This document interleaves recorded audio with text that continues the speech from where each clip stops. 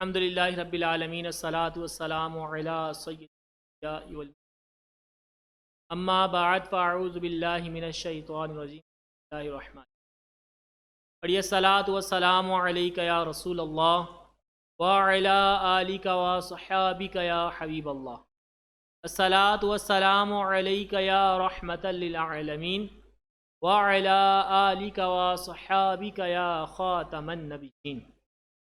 حمد و صلات کے بعد حضور نبی کریم صلی اللہ تعالی علیہ وسلم پر درود پاک پڑھنے کے حوالے سے حدیث مبارکہ پیش خدمت ہے۔ حضور نبی کریم صلی اللہ تعالی علیہ وسلم نے ارشاد فرمایا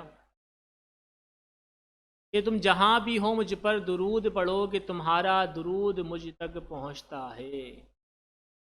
سبحان اللہ۔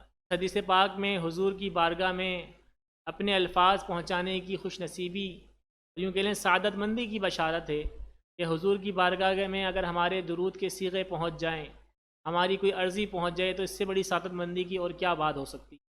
آئیے اصول برکت کے لیے ایک مرتبہ درود پاک پڑھ لیتے ہیں۔ صلو علی الحبیب قلبک یطیب صلی اللہ تعالی علی محمد صلاۃ و سلام علیک یا سیدی یا رسول اللہ۔ علماء کرام، سادات عظام اور شان اسلام چینل کے ناظرین، ماہ رمضان کی خصوصی نشریات بہار رمضان میں ایک بار پھر آپ کی بارگاہ میں حاضر ہیں۔ کچھ نیا لے کر ہمارے ساتھ نعت خواں بھی موجود ہیں اور انشاءاللہ تعالی عزیز ان سے کلام بھی سنیں گے۔ بہت اچھا کلام پڑھتے ہیں، یہ ان کی طرف چلتے ہیں۔ آج وہ ہمارے لیے کیا نیا لے کر آئے ہیں۔ صلی اللہ علیہ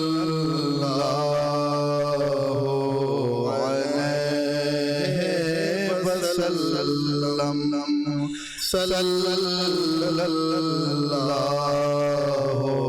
علیہ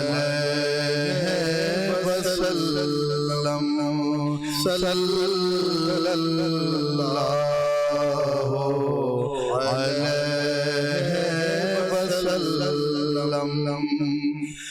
مدینے کو جائے یہ جی چاہتا ہے، مدینے کو جائے یہ جی چاہتا ہے، مدینے کو جائے یہ جی چاہتا ہے، مقرر بنائے یہ جی چاہتا ہے۔ صلی اللہ علیہ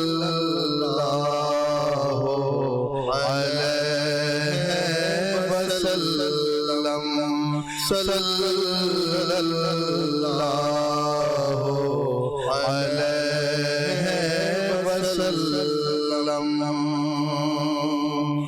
جہاں دونوں عالم ہے محب تمنا، جہاں دونوں عالم ہے ماشاءاللہ، سبحان اللہ، کیا ہی کلام سنایا آپ نے، بہترین، ہمارے عشق کو دوبالا کر دیا۔ اور ذوق والوں کے لیے تو یوں کہہ لیں کہ مزے کو بھی مزہ آ گیا ہوگا۔ اب چلتے ہیں اپنے سلسلے کو آگے بڑھاتے ہیں۔ آج جو میں آپ سے جو تفصیل میں بات کریں گے وہ ماہ رمضان میں خرچ کرنے کے حوالے سے۔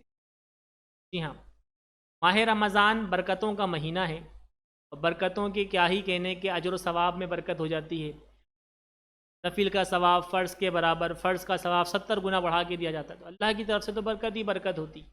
اور پھر ماہ رمضان وہ مہینہ ہے کہ متوسط سے متوسط طبقے کے رہنے والے اس میں وہ پھل اور یوں کہہ لیں کہ چیزیں استعمال کر لیتے ہیں کہ جو پورا سال استعمال نہیں کرتے۔ جن کے یہاں سال میں ہی گوشت شاید پکتا ہو تو ماہ رمضان میں وہ ماہ رمضان کی برکت سے کئی بار گوشت تناول فرما لیتے ہوں۔ تو ماہ رمضان برکتوں کا مہینہ ہے، اور اس مہینے میں اپنے گھر والوں پر، اپنے یوں کہہ لیں کہ اہل و عیال پر خرچ کرنا، اس کا ثواب بھی بڑھ جاتا ہے۔ ویسے تو عام طور پہ اپنے گھر والوں پر خرچ کرنا، ان پر کشادگی کرنا، یہ بھی ثواب کا کام ہے، عام دنوں میں بھی ثواب کا کام ہے، لیکن ماہ رمضان کے اندر بالخصوص اپنے گھر والوں پر یوں کہہ لیں کہ کشادگی کرنا، ان کے لیے چیزیں لے کر آنا، یہ اس میں بڑا اجر و ثواب ہے۔ حضور نبی کریم صلی اللہ تعالیٰ علیہ وسلم نے فرمایا کہ جو ماہ رمضان میں اپنے گھر والوں پر خرچ کرتا ہے، کشادگی میں اضافہ کرتا، خرچ میں اضافہ کرتا ہے، کشادگی کرتا ہے، تو اسے اللہ تعالیٰ کی راہ میں خرچ کرنے کا ثواب ملتا ہے۔ اور ایک حدیث میں تو فرمایا گیا ہے کہ اللہ کی راہ میں جہاد کرنے کا ثواب ملتا ہے۔ یہ اتنا مبارک عمل ہے۔ ہو سکتا ہے ویسے تو تقریباً ہمارے یہاں یہ سلسلہ ہوتا ہے کہ گھر والوں پہ خرچ کیا جاتا ہے، اچھے اچھے طرح کے جو ہے نا کھانے بنوائے جاتے ہیں، افطاری میں بڑا ڈھیر سارا انتظام کیا جاتا ہے، فروٹ وغیرہ لائے جاتے ہیں، سارا اہتمام۔ لیکن کچھ افراد ایسے بھی ہوتے ہوں گے جو سوچتے ہوں گے کہ یہ چیز میں لے کے جاؤں یا نہیں لے کے جاؤں، یہ چیز میں دوں یا نہیں دوں۔ یاد رکھیے کہ یقیناً آپ محنت و مشقت کر کے کماتے ہوں گے اور اخراجات بھی بڑھ جاتے ہوں گے، لیکن ماہ رمضان میں اپنے خرچ میں کشادگی کیا کریں، گھر والوں پہ خرچ کیا کریں، کہ آپ کا یہ خرچ کرنا جو ہے ماہ رمضان کے اندر، یوں کہہ لیں کہ گھر والے اس کو استعمال کریں گے تو اس پہ حساب بھی نہیں ہے۔ جی ہاں، ماہ رمضان میں افطار کے وقت جو روزہ دار افطار کرے گا تو اس پہ کوئی حساب و کتاب نہیں ہے، اس پہ کوئی حساب نہیں کہ کیا کھایا، کیوں کھایا، کتنا کھایا۔ عام طور پہ اگر آپ کچھ بھی کھائیں گے پئیں گے تو اس کا حساب دینا ہوگا، لیکن ماہ رمضان میں آپ افطار میں کچھ بھی تناول فرمائیں اس پہ حساب نہیں ہوگا۔ اور یاد رکھیے کہ ویسے بھی عام طور پر جو اللہ کی رضا کے لیے اپنے گھر والوں پہ خرچ کرتا ہے تو اس کو اللہ تعالیٰ بڑا انعام عطا فرماتا ہے۔ نبی کریم صلی اللہ تعالیٰ علیہ وسلم نے ارشاد فرمایا، آپ کی بڑی پیاری دعا ہے، یہ ماہ رمضان کے علاوہ بھی خرچ کرنے کے حوالے سے ہے۔ فردوس الاخبار کے اندر حدیث مبارکہ موجود ہے، نبی کریم صلی اللہ تعالیٰ علیہ وسلم نے فرمایا، جسے اللہ نے خوشحالی عطا فرمائی اس کے باوجود بھی اگر وہ اپنے بال بچوں پر خرچ کرنے میں بخل کرے، وہ ہم میں سے نہیں۔ یہ حضور نبی کریم صلی اللہ تعالیٰ علیہ وسلم نے کا ارشاد ہے۔ اور یاد رکھیے کہ جو اپنے گھر والوں پر خرچ کرتا ہے، ان پر رزق کشادہ کرتا ہے، تو نبی کریم صلی اللہ تعالیٰ علیہ وسلم کی حدیث مبارکہ ہے کہ اپنے گھر والوں پر خرچ کرنا صدقے کی طرح ہے۔ یعنی جس طریقے سے صدقہ دینے کی جو فضیلت ہے، جو صدقہ دینے سے بلائیں ٹل جاتی ہیں، صدقہ دینے سے مصیبتیں ٹل جاتی ہیں، صدقہ دینے سے اجر ملتا ہے، اور یوں کہہ لیں کہ ہر طرح سے درجات میں بلندی ہوتی ہے، جو بھی صدقے کے فضائل ہیں آپ گویا کہ اپنے گھر والوں پہ خرچ کر کے، یعنی اپنے ہی بچوں کو کھلا کر وہ فضائل حاصل کر سکتے۔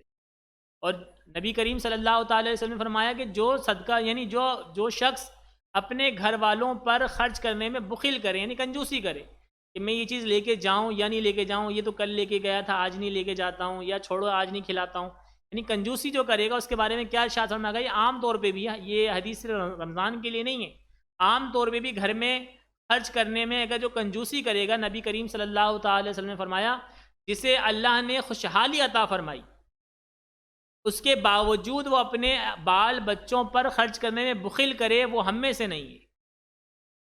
لہٰذا ہمیں چاہیے کہ ماہ رمضان میں اپنے گھر والوں پر سادگی کریں، پر خرچ کریں۔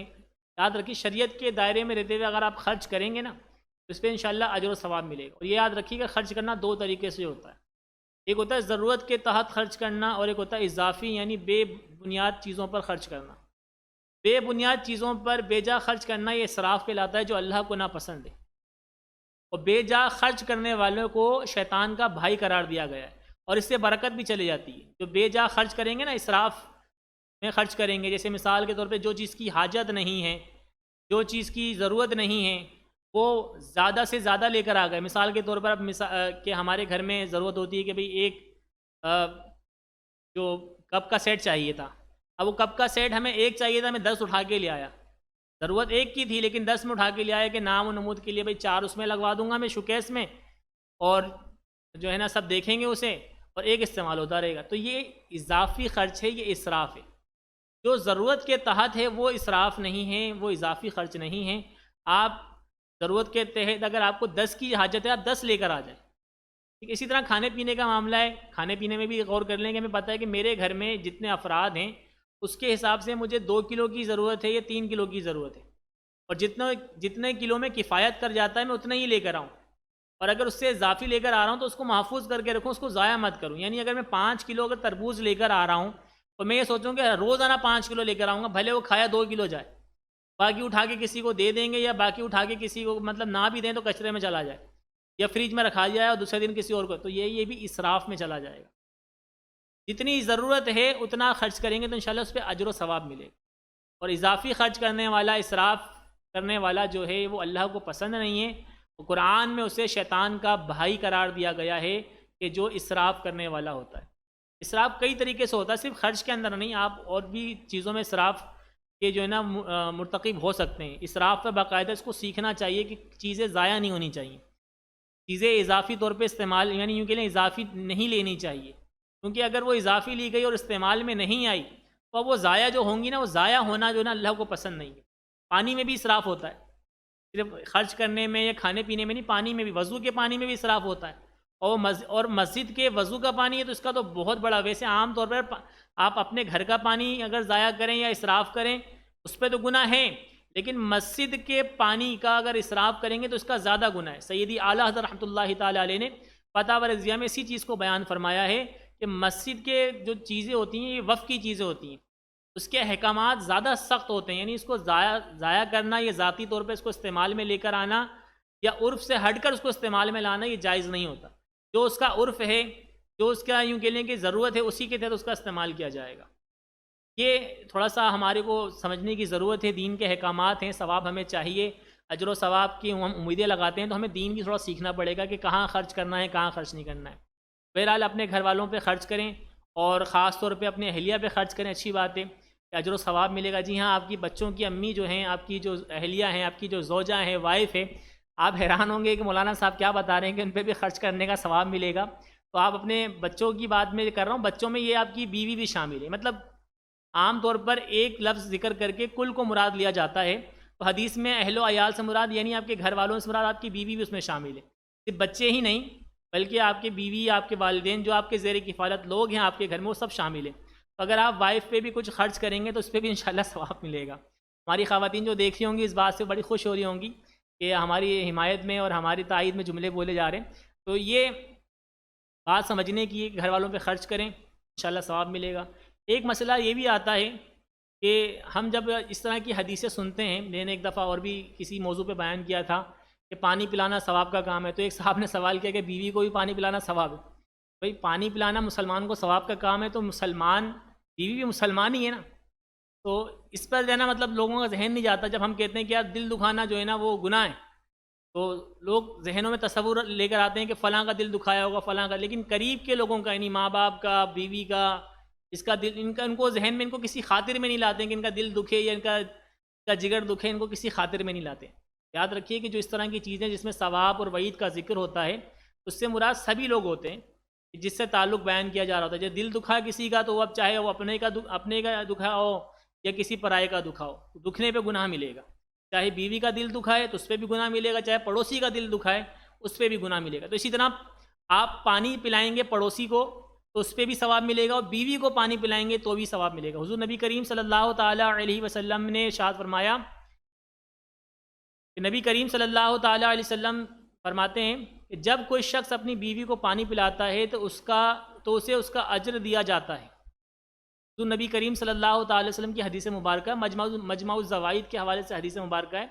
نبی کریم صلی اللہ تعالیٰ علیہ وسلم کی یہ حدیث سن کر راوی کہتے ہیں کہ پھر میں نے اپنے گھر آیا اور میں نے اپنی بیوی کے پاس آ کر اسے پانی پلایا، اور جو کچھ نبی کریم صلی اللہ تعالیٰ علیہ وسلم نے مجھ سے جو میں نے سنا تھا وہ میں نے اپنی بیوی کو سنا دی۔ تو اس سے کیا ہوا کہ اس کا دل بھی، ان کی زوجہ کا دل بھی خوش ہو گیا۔ تو جہاں پر اجر و ثواب کی بات آئے گی گھر والوں میں تو آپ کی بیوی بھی اس میں شامل ہے، اور اسی طریقے سے پانی بھی ان کو پلا دیا کریں، کوئی حرج نہیں ہے۔ اور ایک حدیث آپ کے سامنے اور پیش کرتا ہوں اپنے گھر والوں پہ خرچ کرنے کے حوالے سے۔ نبی کریم صلی اللہ تعالیٰ علیہ وسلم نے فرمایا، الموجم الاوسط کی حدیث مبارکہ ہے، نبی کریم صلی اللہ تعالیٰ علیہ وسلم فرماتے ہیں کہ بندے کے میزان میں سب سے پہلا جو اجر رکھا جائے گا یا سب سے پہلی جو نیکی رکھی جائے گی وہ یہ ہوگی کہ اس کے اپنے گھر پر خرچ کیے گئے مال کو رکھا جائے گا۔ یعنی جو مال اس نے اپنے گھر والوں پر خرچ کیا ہوگا نا، اور اس مال کو خرچ کرنے میں جو نیکی ملی ہوگی، جو اجر ملا ہوگا، جو ثواب ملا ہوگا، یہ میزان عمل میں سب سے پہلے رکھا جائے گا۔ اتنا بڑا اجر و ثواب ہے گھر والوں پہ خرچ کرنے کا۔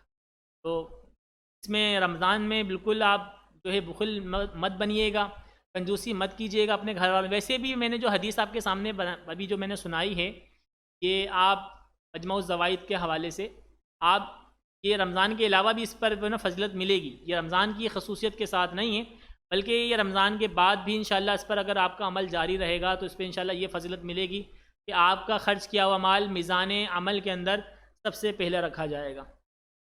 ماہ رمضان میں جہاں خرچ کی بات آتی ہے تو وہاں پہ یوں کہہ لیں کہ آج کل جیسے مہنگائی کا دور ہے، مہنگائی بھی عروج پر ہے کہ ہر طرف ہر چیزیں مہنگی ہو جاتی۔ جو چیزیں جو ہیں اگر عام دنوں میں 20 روپے 30 روپے 50 روپے 100 روپے، تو ماہ رمضان میں اس کی قیمت دگنی 200 250 300 400، یعنی فروٹ سے لے کر اشیاء خورد و نوش، یعنی جو بھی استعمال کی چیزیں ہیں اس پہ ہر چیز پر پیسے بڑھ جاتے ہیں۔ اب یہ یہاں پر دیکھیں کسی ایک کے کم کرنے سے یا کسی کے ایک کی قربانی دینے سے معاملہ نہیں ہوگا۔ ہماری جو سوسائٹی ہے، جو ہمارا معاشرہ ہے، یوں کہہ لیں کہ اگر سب اس میں اپنا حصہ شامل کریں گے تو کچھ جا کے مہنگائی کا جو ہے نا سلسلہ رکے گا۔ اچھا، ہمارے یہاں کچھ ایسی چیزیں بھی ہوتی ہیں جو ماہ رمضان کے نام پر بنتی ہیں یا لگائی جاتی ہیں، جیسے مثال کے طور پر ماہ رمضان سستا بازار۔ اب میں نے کئی دفعہ مشاہدہ کیا ہے کہ جہاں اس طرح کے بینرز لگے ہوتے ہیں نا کہ ماہ رمضان سستا بازار یا رمضان سستا بازار، تو وہیں پہ چیزیں اور دگنی قیمت میں بھی مل رہی ہوتی ہے۔ کچھ یہ بھی معاملہ ہے کہ رمضان میں جو ہے نا یوں کہہ لیں کہ لوگوں کا ذہن بنا ہوتا ہے کہ اللہ کی عبادات کم اور کمائی زیادہ کرنی ہے، کمانے کا ذہن سب کا بنا ہوا ہوتا ہے۔ یاد رکھیے کہ ماہ رمضان میں چیزوں کو جان بوجھ کر سستا جو ہے نا جان بوجھ کر مہنگا کر کے بیچنا، کی سستی چیز اس کی قیمت کو جو ہے نا بڑھا کر جو ہے نا پیش کرنا، یہ بڑھا کر بیچنا، یہ بہت بڑا گناہ ہے۔ لوگوں کو اس سے توبہ کرنی چاہیے۔ یاد رکھیے کہ جتنا جائز، دیکھیں اسلام میں کوئی منافع طے شدہ نہیں ہے۔ آپ کی چیز ہے، آپ اسے چاہے 1 روپے میں بیچیں، چاہے اسے آپ 50 روپے میں بیچیں، چاہے آپ اسے 100 روپے میں بیچیں، شریعت نے آپ کو منع نہیں کیا، لیکن آپ ماہ رمضان کے انتظار میں چیزوں کو جمع کر کے اس کو ذخیرہ اندوزی کر کے اور پھر ماہ رمضان میں ان کو مہنگے داموں میں لا کر بیچیں گے تو یہ ظلم کہلائے گا۔ ذخیرہ اندوزی کرنے والے کی جو ہے نا بخشش بھی نہیں ہوتی۔ لہٰذا اگر آپ نے مال کوئی خریدا ہے تو اس کا جو جائز منافع بنتا ہے وہ آپ لیں۔ امت مسلمہ پر رحم فرمائیں، اللہ تعالیٰ مہربان ہیں اور مہربان کو پسند فرماتا ہے۔ یہاں حدیث مبارکہ ہے، اللہ کے نبی نے فرمایا صلی اللہ تعالیٰ علیہ وسلم کہ اللہ مہربان ہیں اور اللہ مہربان کو پسند فرماتا ہے۔ تو لہٰذا آپ اپنے بھائیوں پر، اپنے مسلمان بھائیوں پر مہربانی کریں گے، چیزیں سستی بیچیں گے، کم منافع لیں گے۔ اور اصول معاشیات کا ایک قاعدہ یاد رکھیے، میرے اعلیٰ حضرت فاضل بریلوی رحمۃ اللہ تعالیٰ علیہ نے اصول معاشیات کا ایک قاعدہ، ایک اصول کلیہ جو بیان کیا ہے کہ چیز جتنی آپ سستی رکھیں گے، یعنی اس میں منافع جتنا آپ کم رکھیں گے تو وہ زیادہ بک کر اتنا ہی شرح منافع پہنچ جائے گا۔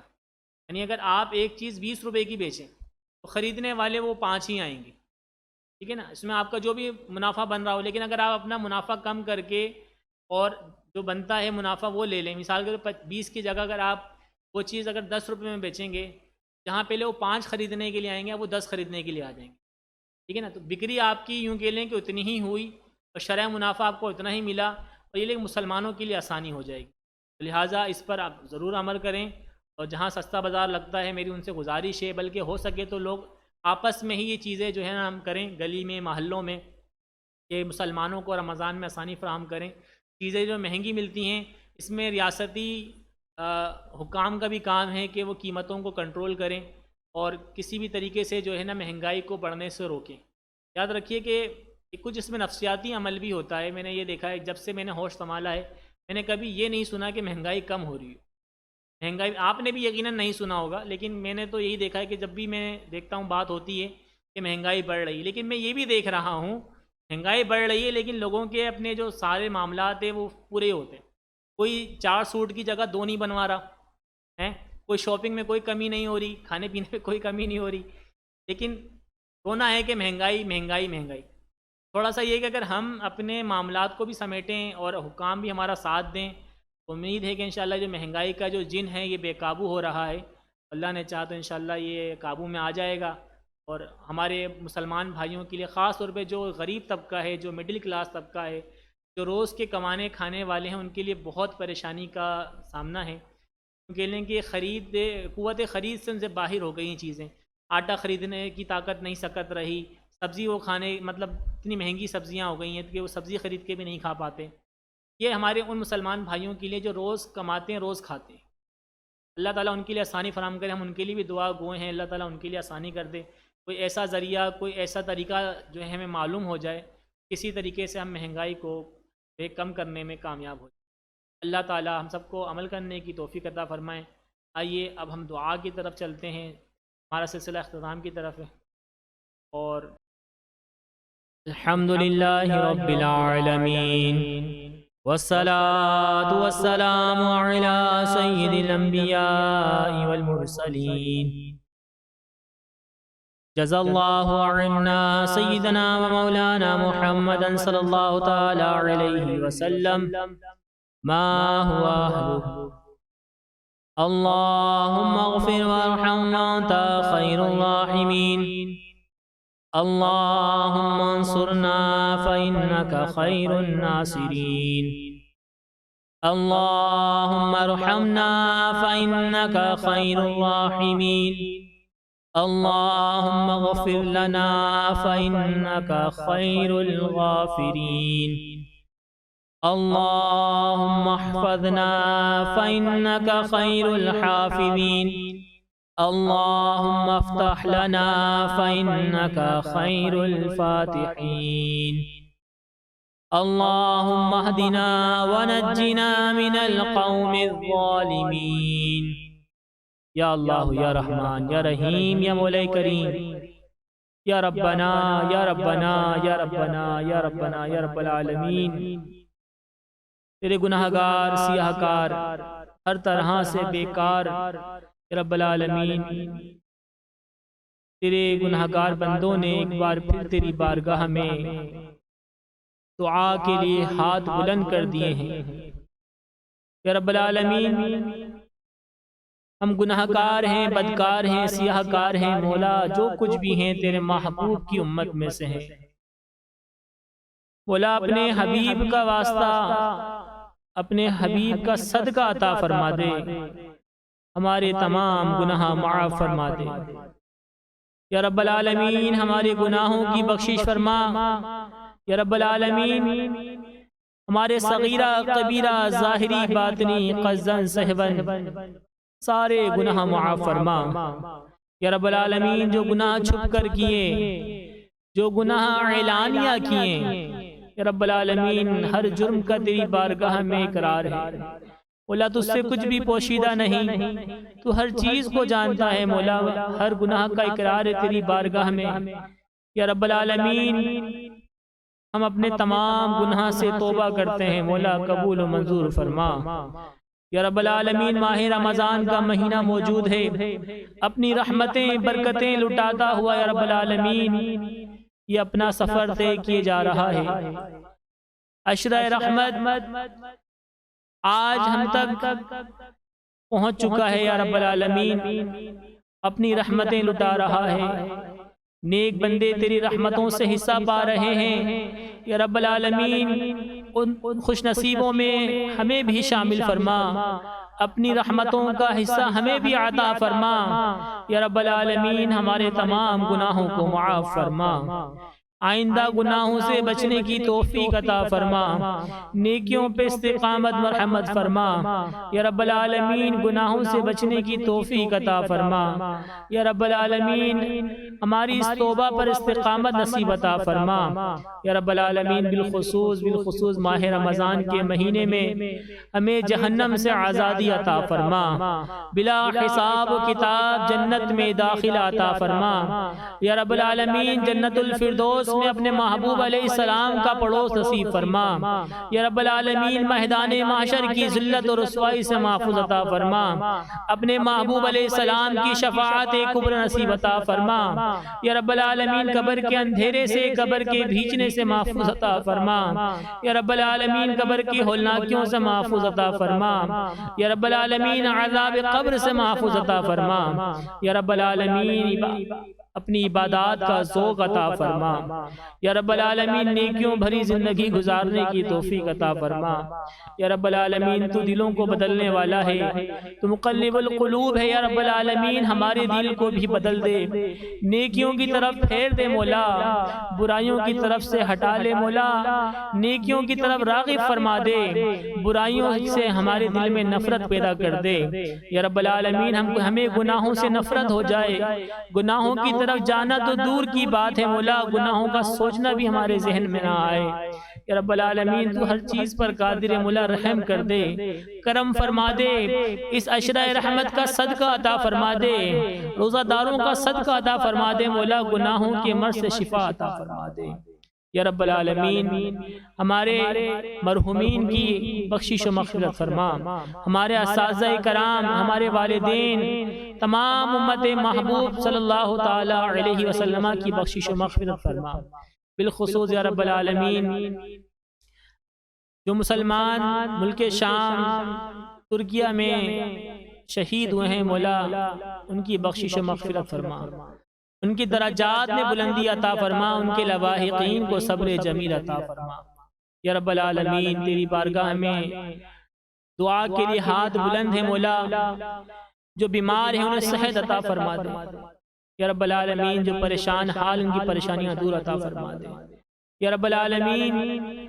تیرے نیک بندے اور بندیاں یا رب العالمین، جن کا تیرا صرف دعا کرنا اتنا پسند ہے کہ وہ دعا کے الفاظ کہتے ہیں اور تو قبول فرما لیتا ہے، غلام گناہگار ہیں، ہم ان نیک بندوں کا صدقہ تیری بارگاہ میں طلب کرتے ہیں، ان نیک بندوں کا وسیلہ تیری بارگاہ میں پیش کرتے ہیں مولا، جن کا دعا کرنا تجھے پسند ہے مولا، تمام بیماروں کو شفا عطا فرما دے، تمام پریشان حالوں کی پریشانیاں دور فرما دے، بے روزگاروں کو رزق حلال عطا فرما دے یا رب العالمین، جو بے اولاد ان کو صاحب اولاد فرما دے یا رب العالمین، جو گھریلو ناچاکیوں میں یا رب العالمین گرفتار ہیں، ان کے گھر سے گھریلو ناچاکیوں کو دور فرما دے، ان کے گھروں کو امن کا گہوارہ بنا دے یا رب العالمین، ماہ رمضان کے صدقے یا رب العالمین ان کے گھر کو امن کا گہوارہ بنا دے، آپس میں محبتیں عطا فرما دے، اتفاق اور اتحاد عطا فرما دے یا رب العالمین، جن کے بچھڑے ہیں ان کے ملا دے،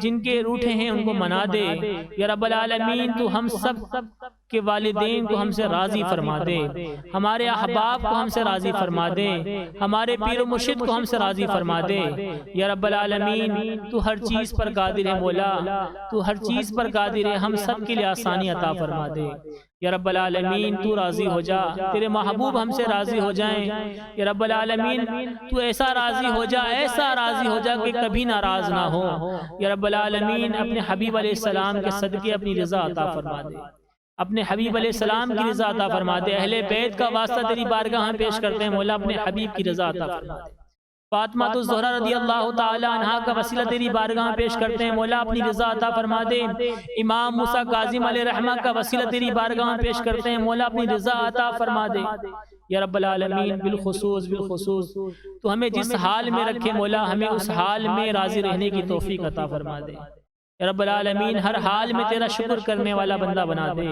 یا رب العالمین، مصائب میں صبر کرنے والا بندہ بنا دے یا رب العالمین۔ بالخصوص جو دعاؤں کے لیے کہتے رہتے ہیں مولا، SMS ای میل کے ذریعے کمنٹس میں یا رب العالمین، تو سب کے دلوں کے حال کو بہتر جانتا ہے، ناظرین میں ہیں یا حاضرین میں ہیں مولا، یا شان اسلام چینل کی پوری ٹیم جو ہے یا رب العالمین، ان کے دلوں کے حال کو تو بہتر جانتا ہے مولا، سب کے دل کی تمنائیں، مرادیں، حاجتیں، مقاصد سب کو پورا عطا فرما، سب کے بیماروں کو اچھا فرما دے یا رب العالمین، سب کے بیماروں کو اچھا فرما دے، سب کی تکالیف کو دور فرما دے یا رب العالمین۔ جو اس کار خیر میں رب العالمین اخلاص کے ساتھ شریک ہوتے ہیں رب العالمین، ان کو دین و دنیا کی بے شمار بھلائیاں عطا فرما دے، ماہ رمضان کے طفیل ان کو دین و دنیا کی بے شمار بھلائیاں عطا فرما دے، ان کی دنیا بھی اچھی فرما دے یا رب العالمین، ان کی آخرت بھی اچھی فرما دے یا رب العالمین۔ اپنے حبیب علیہ السلام کے صدقے ماہ رمضان میں مدینہ عطا فرما دے یا رب العالمین، ماہ رمضان میں مدینہ عطا فرما دے یا رب العالمین۔ حج کی درخواستیں جا رہی ہیں مولا، خوش نصیب افراد حج کی درخواستیں جمع کروا رہے ہیں یا رب العالمین، کچھ ایسے اسباب بن جائیں مولا یا رب العالمین کچھ ایسے اسباب بن جائیں کہ ہم بھی ان خوش نصیبوں کی قطار میں کھڑے ہو جائیں، ہم بھی اپنی درخواستیں جمع کرمائیں، قرآن اندازی میں ہمارا بھی نام آ جائے مولا، کچھ ایسا کرم کر دے مولا، مدینے کی حاضر نصیب ہو جائے، حج بیت اللہ کی سعادت مل جائے مولا، کرم کر دے یا رب العالمین، کرم کر دے، اسی سال حج بیت اللہ کی سعادت عطا فرما دے یا رب العالمین۔ جو تیرے نیک بندے اور بندیاں اس سال حج کریں گے اور ان کا حج مقبول ہوگا، ان نیک بندے اور بندیوں کا واسطہ تیری بارگاہ میں پیش کرتے ہیں مولا، اس سال حج بیت اللہ کی سعادت عطا فرما دے یا رب العالمین۔ جن کا طواف خانہ کعبہ کرنا تجھے بہت پسند ہے مولا، ان نیک بندے اور بندیوں کا واسطہ تیری بارگاہ میں پیش کرتے ہیں یا رب العالمین۔ جن کا صفا مروہ کی سعی کرنا تیری بارگاہ میں مقبول ہے مولا، ان کا واسطہ تیری بارگاہ میں پیش کرتے ہیں مولا۔ مقام ابراہیم پر دو گانا ادا کرنا جن کی تیری بارگاہ میں مقبول ہے مولا، ان کا واسطہ تیری بارگاہ میں پیش کرتے ہیں مولا۔ اس سال حج بیت اللہ کی سعادت عطا فرما دے مولا، اس سال حج بیت اللہ کی سعادت عطا فرما دے یا رب العالمین۔